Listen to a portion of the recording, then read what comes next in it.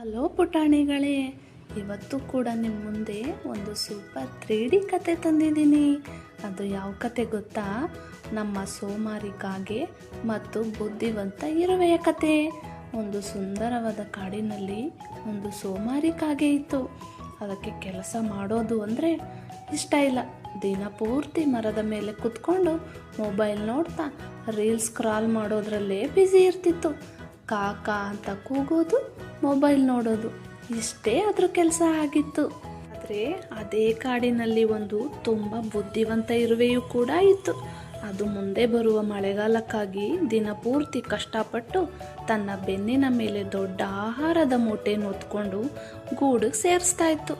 ಒಂದು ದಿನವೂ ಅದು ಕಾಗೆಯ ಥರ ಮೊಬೈಲ್ ನೋಡ್ತಾ ಟೈಮ್ ವೇಸ್ಟ್ ಮಾಡ್ತಾ ಇರಲಿಲ್ಲ.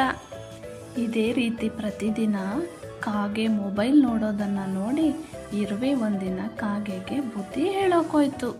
ಒಂದಿನ ಇರುವೆ ಕೆಳಗಡೆಯಿಂದಲೇ ಮರದ ಮೇಲಿದ್ದ ಕಾಗೆಯನ್ನು ನೋಡಿ, ಏ ಕಾಗೆ ಅಣ್ಣ, ದಿನ ಪೂರ್ತಿ ಹೀಗೆ ಮೊಬೈಲ್ ನೋಡೋದನ್ನು ಬಿಟ್ಟು ಮಳೆಗಾಲಕ್ಕೆ ಆಹಾರ ರೆಡಿ ಮಾಡ್ಕೊ, ಆಮೇಲೆ ಮಳೆ ಬಂದರೆ ಕಷ್ಟ ಆಗ್ತದೆ ಅಂತ ಬುದ್ಧಿ ಹೇಳ್ತು.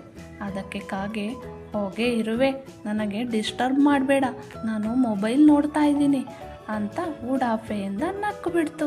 ಕೆಲವು ದಿನಗಳ ನಂತರ ಏನಾಯ್ತು ಗೊತ್ತಾ ಪುಟಾಣಿಗಳೇ? ಕಾಡಿನಲ್ಲಿ ಭೀಕರ ಮಳೆ ಶುರುವಾಯಿತು. ಕಾಗೆಗೆ ತನ್ನ ಗೂಡಿನೊಳಗೆ ತಿನ್ನೋಕೆ ಒಂದು ಕಾಳು ಅನ್ನನೂ ಇಲ್ಲದೆ, ಹೊರಗಡೆ ಹೋಗೋಕ್ಕೂ ಆಗದೆ ಮಳೆಯಲ್ಲಿ ನೆನೆಯುತ್ತಾ ಹಸಿವಿನಿಂದ ಅಳ್ತಾ ಇತ್ತು. ಆಗ ನಮ್ಮ ಬುದ್ಧಿವಂತ ಇರುವೆ ತನ್ನ ಗೂಡಿನಿಂದ ಬಂದು ಕಾಗೆಗೆ ಆಹಾರ ಕೊಟ್ಟು ಪ್ರಾಣ ಕಾಪಾಡ್ತು.